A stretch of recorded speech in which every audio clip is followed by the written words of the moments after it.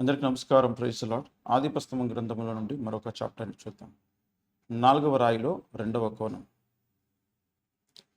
ప్రపంచవ్యాప్త క్రైస్తవ సమాజమా, క్రీస్తు ప్రభువు మాట్లాడుతున్నాడు, ఇదిగో వినండి. ప్రతి క్రైస్తవ బోధకుడు, ప్రతి క్రైస్తవ స్థానిక సంఘము ఈనాడు అత్యవసరంగా పరిశుద్ధాత్మ కృపావరాల విషయంలో తమ బోధను దిద్దుకోవాలి. ఆత్మవరాలు ఈ తరంలో లేవని బోధించే భ్రష్ట బోధను మానేయాలి. ఆత్మవరాల కోసం దేవుని అడిగి పొంది ఆయన సేవ చేయాలి. పౌలు ఏ యుగంలో జీవించాడో మనం అదే యుగంలో జీవిస్తున్నాం.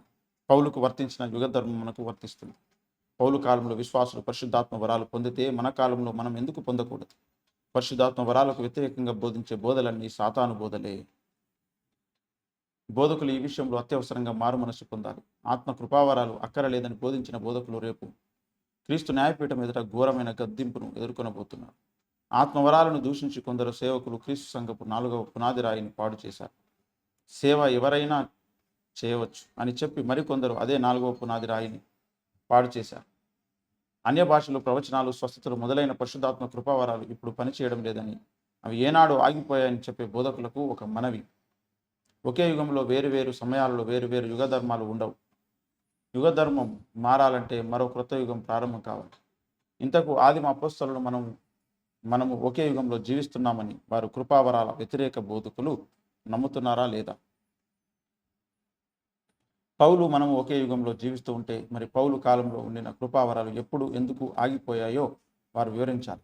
యుగం ఒకటే కానీ ఆ కాలంలో ఈ కాలంలో దేవుడు వేరువేరుగా కార్యాలు జరిగిస్తున్నారు అని చెప్పడం ఏ రకమైన వ్యాఖ్యాన సూత్రము, ఏమి న్యాయము ఈ పండితులు వివరించాలి.